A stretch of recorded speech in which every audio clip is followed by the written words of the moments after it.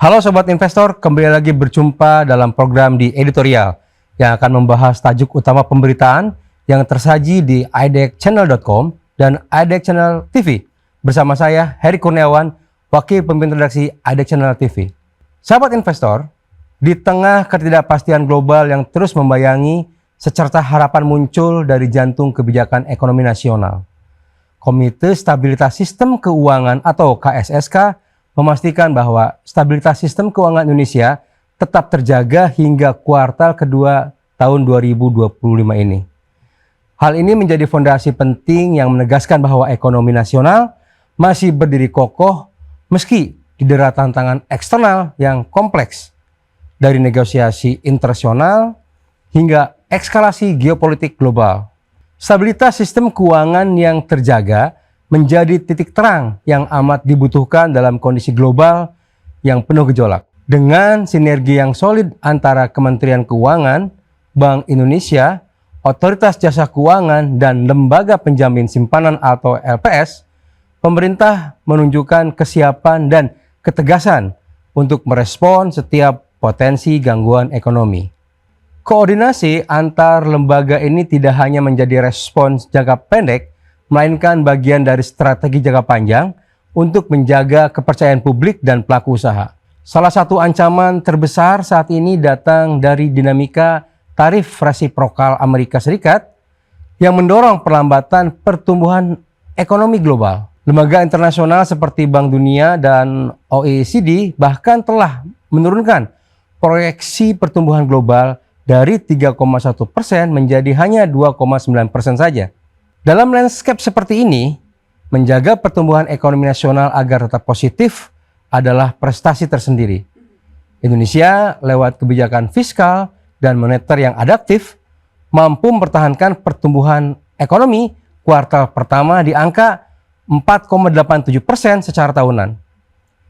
Target untuk mempertahankan pertumbuhan sekitar 5% di kuartal berikutnya pun menjadi ambisi yang kami pikir cukup realistis. Kunci dari resiliensi ini terletak pada optimalisasi peran anggaran pendapatan dan belanja negara atau APBN sebagai instrumen utama penjaga ekonomi. Sepanjang semester pertama 2025, APBN memainkan peran counter cyclical yang efektif menjadi bantalan bagi masyarakat dan dunia usaha dari tekanan eksternal.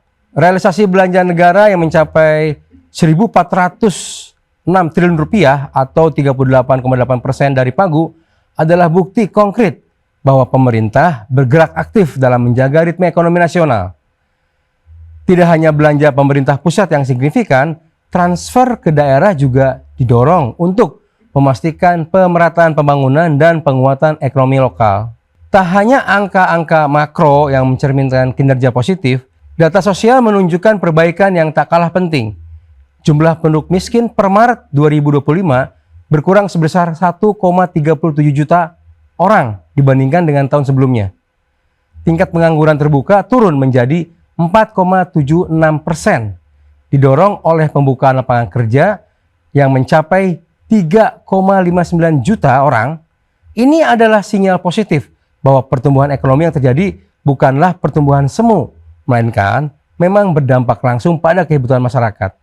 Pemerintah juga terus memfokuskan anggaran pada program-program prioritas yang menyentuh kebutuhan dasar rakyat, mulai dari penyediaan makanan bergizi gratis, pemeriksaan kesehatan massal, pembangunan dan revitalisasi sekolah rakyat, hingga perlindungan sosial seperti PKH, kartu bantuan, subsidi energi, dan stabilisasi harga pangan.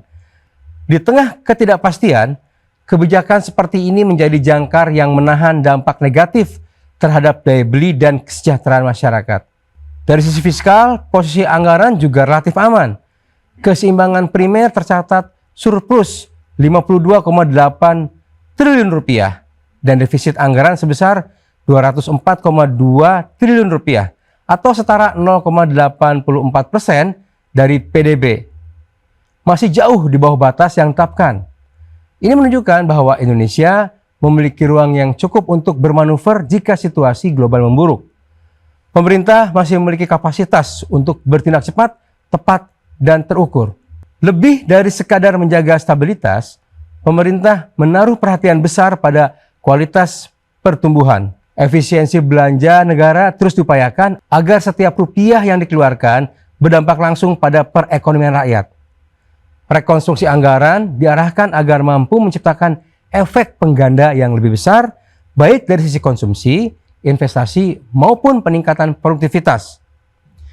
Dalam konteks ini, kerjasama lintas lembaga menjadi kunci. Dukungan Bank Indonesia dalam menjaga stabilitas nilai tukar dan inflasi, peran OJK dalam menjaga integritas sektor keuangan, serta kontribusi LPS dalam menjamin kepercayaan publik terhadap perbankan menjadi elemen yang tak terpisahkan dari orkestrasi besar menjaga kestabilan nasional.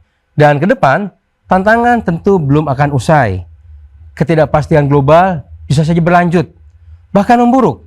Fondasi yang dibangun saat ini memberi harapan bahwa Indonesia memiliki kapasitas untuk melewati masa-masa sulit dengan kepala tegak. Sistem keuangan yang stabil, kebijakan fiskal yang terukur, serta koordinasi lintas lembaga yang kuat adalah modal sosial ekonomi yang amat berharga. Harapan akan ekonomi yang lebih stabil bukanlah angan-angan kosong. Ia lahir dari kerja keras yang terus ditopang oleh komitmen dan kehati-hatian. Selama koordinasi tetap erat dan keberpihakan terhadap rakyat terus menjadi prioritas, Indonesia memiliki peluang besar untuk tidak hanya bertahan, tetapi juga melangkah lebih maju dalam menghadapi ketidakpastian global. Demikian program di editorial edisi kali ini. Saya Heri Kurniawan, pamit undur diri. Pantau terus berita ekonomi, bisnis, dan pasar modal hanya di IDEX Channel TV, idexchannel.com, dan media sosial IDEX Channel. Sampai jumpa, jangan lupa bahagia.